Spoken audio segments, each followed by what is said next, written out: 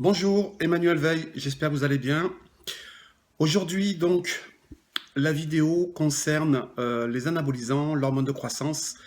Est-ce que c'est un produit qui va vous permettre de prendre du muscle? Alors, j'ai répondu par non, exprès pour un petit peu, on va dire, vous narguer, pour attirer un petit peu l'attention, tout simplement dans la volonté de vouloir faire comprendre que les anabolisants ou l'hormone de croissance, ce n'est pas un produit magique, ce ne sont pas des produits magiques. C'est-à-dire, c'est des produits qui ont été détournés, on va dire, de leur mode fonctionnel premier, et ce ne sont pas des produits qui peuvent agir comme, on va dire, la, la potion magique d'Astérix, c'est-à-dire je prends ce produit, je l'avale et tout se passe. Qu'est-ce qu'un anabolisant? Un anabolisant, au départ, c'est un produit pharmaceutique qui a été fait pour les grands brûlés. Donc tout simplement, le but était de régénérer les tissus, c'est-à-dire donc réparer la peau, parce que quand on, on sait comment fonctionne l'anabolisant, en fin de compte, fixe mieux la protéine. Hein. Ce qu'on appelle un vecteur. Je reviendrai là-dessus après. Donc un vecteur de protéines, tout simplement, ça veut dire que vous allez assimiler beaucoup plus de protéines avec un produit anabolisant. Donc ça a des répercussions sur deux choses. Ça veut dire qu'il faut une alimentation à ce moment-là en adéquation avec le fait que vous preniez un anabolisant, c'est-à-dire que vous allez fixer plus de protéines, donc vous avez besoin de plus de protéines par kilo de poids de corps. Et étant donné que votre corps va mieux se régénérer et mieux régénérer les tissus, donc les muscles, tout simplement, votre entraînement aussi doit être en adéquation avec le fait que vous preniez des anabolisants. Donc ça veut dire qu'il peut y avoir un volume d'entraînement plus important, un peu plus de jours par semaine et quelque chose qui est un peu plus violent. L'anabolisant, donc je disais, fixe plus la protéine. Alors la protéine, ça sert à quoi? Ça sert à régénérer donc la peau, puisque au départ c'est fait, donc les anabolisants étaient faits pour les grands brûlés, mais aussi pour régénérer tous les tissus et tout ce qui est un petit peu, on va dire, qui est en relation avec le corps humain. Donc ça veut dire les cheveux, la peau, les muscles lisses et striés. Que sont les muscles lisses et striés? Ben, striés, vous connaissez, c'est les pectoraux, les cuisses, enfin les quadrilles, et ainsi de suite. Les muscles lisses, c'est quoi? Ben, c'est tout simplement votre foie, vos reins, votre, votre estomac, et ainsi de suite, quoi, hein. Donc tout ça, c'est régénéré aussi par les protéines. Et le cardiaque, qui est, on va dire, le troisième groupe musculaire, enfin, on va dire sorte de muscle, qui est en fin de compte votre muscle cardiaque, votre cœur. Donc, c'est très important. Donc, c'est pour ça que ma vidéo était un petit peu pour dire, voilà, si vous prenez un produit anabolisant sans avoir une alimentation, on va dire, bien réglée et en fonction du fait que vous preniez des anabolisants, ça ne marche pas. Si vous prenez des produits anabolisants et que votre entraînement ne change pas, ça ne marche pas. À l'inverse, bien sûr, par exemple, si vous prenez une vidéo du dernier champion qui a fait Monsieur Olympia sur son entraînement et que vous le reproduisez, ça ne marche pas, parce que si jamais vous ne prenez pas les anabolisants et la même alimentation que lui, eh ben vous allez être vite en surentraînement. Donc, ça marche dans les deux sens et il faut arriver à comprendre ça. Qu'est-ce qu'un vecteur?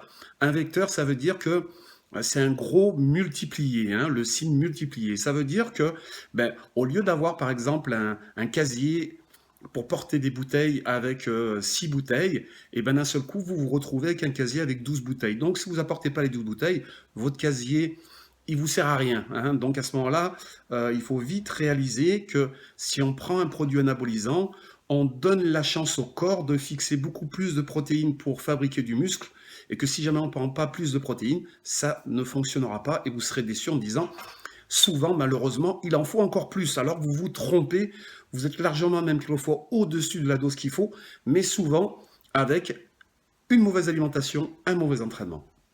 C'est le premier point sur les anabolisants. L'hormone de croissance, ce n'est pas non plus un produit magique. Déjà, c'est un produit qui est un vecteur, mais pas que pour les protéines, pour les glucides, pour les lipides et pour les protéines. Donc, ça veut dire que, pareil, pour ce produit-là, il faut savoir que si les vecteurs de ces trois, on va dire, compartiments, il faut augmenter ces trois compartiments parce que tout simplement, il va vous permettre de faire donc de l'hypertrophie, mais aussi de l'hyperplasie. Donc, ça veut dire multiplier les fibres. Bien sûr, pour arriver à fabriquer des nouvelles fibres, ben, ça veut dire qu'il lui faut beaucoup d'éléments de construction, donc beaucoup de protéines. Donc, ça veut dire que le taux de protéines est encore supérieur même à celui que vous prenez si vous preniez des anabolisants. Attention, je ne suis pas là pour faire la publicité sur l'hormone de croissance, sur les anabolisants. Tout simplement, je l'explique pour que les jeunes qui rentrent dans les centres de remise en forme, qui ont tendance à aller chercher le raccourci sur les produits anabolisants et qui n'ont pas pris conscience que l'entraînement et l'alimentation sont aussi importants, voire plus importants que ça, n'ont pas de résultats, donc sont déçus, donc ont tendance à en prendre encore plus et ont tendance à ne pas avoir de résultats et ont tendance au bout d'un moment d'arrêter et de dire il faut en prendre des doses astronomiques pour avoir des résultats. Et c'est totalement faux. Vous avez mis votre santé en danger parce qu'un produit anabolisant ou de l'hormone de croissance, c'est un produit pharmaceutique. Tous produits pharmaceutiques ont des effets secondaires, malheureusement pas immédiats, enfin malheureusement, heureusement pas immédiats, mais malheureusement, on va dire retardataires. Ça veut dire que par exemple pour les anabolisants, vous avez souvent des effets secondaires 10 ans, 15 ans, 20 ans après, surtout sur le muscle cardiaque ou sur d'autres problèmes qu'il peut y avoir, sur des dérèglements hormonaux ou ainsi de suite. Pour en revenir à l'hormone de croissance, à savoir qu'aussi, c'est une hormone qui a tendance à chambouler un petit peu le système hormonal.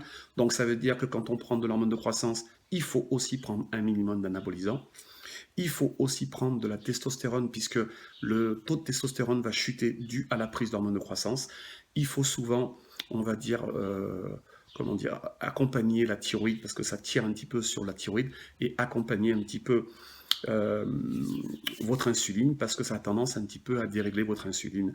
Donc, je ne veux pas rentrer dans le protocole et parce que je ne veux pas faire de la publicité, mais en tout cas, à savoir que ce ne sont pas des produits anodins, c'est vraiment des produits où il faut être encadré par le côté donc médical, un médecin ou un endocrinologue, et avoir, à mon avis, un coach digne de ce nom qui va savoir, on va dire, quelle alimentation faire par rapport à ces prises de produits illicites, parce que ce sont des produits illicites, quel entraînement il faut par rapport donc à ce protocole, qui suis-je pour prendre ça, est-ce que c'est vraiment nécessaire, vraiment intéressant. Donc peut-être vous faire pas la morale, mais vous faire comprendre que si demain vous devez faire des compétitions et que vraiment vous êtes dans la volonté de créer une carrière en bodybuilding, à vous de le voir, hein, on n'est pas là pour on va dire, vous suggérer votre avenir. Mais en tout cas, si c'est pour simplement aller sur la plage cet été, peut-être qu'une alimentation, un bon entraînement et un peu de patience seront plus judicieux que la prise d'anabolisants ou d'hormones de croissance. Hein. Attention, c'est pas parce que j'ai arrêté ma carrière que je vais vous dire que je n'ai rien pris, qu'il ne faut pas en prendre, que c'est dangereux, que quoi que ce soit, mais tout simplement, ceux qui aspirent à prendre ça, autant le faire bien comme il faut, autant on va dire savoir comment ça fonctionne, pourquoi vous en prenez, posez-vous bien ces deux questions-là. Et puis ceux qui, on va dire, entre guillemets, n'ont pas la nécessité de partir là-dessus, ben justement, essayez d'avoir un bon coach, hein, en tout cas dans les deux cas, et d'avoir un coach qui sera là pour vous faire un entraînement digne de ce nom par rapport au fait que vous êtes naturel, votre alimentation aussi, qui sera, on va dire, prêt à vous la changer autant de fois qu'il faudra pour que ça puisse réagir. Pour ça, il faut avoir un retour, c'est-à-dire qu'il y ait une communication entre, on va dire, le coach et la personne qui désire être coachée. Plus il y a de communication, plus il y a de résultats. Voilà. Voilà un petit peu donc ce que je voulais dire sur ces deux produits.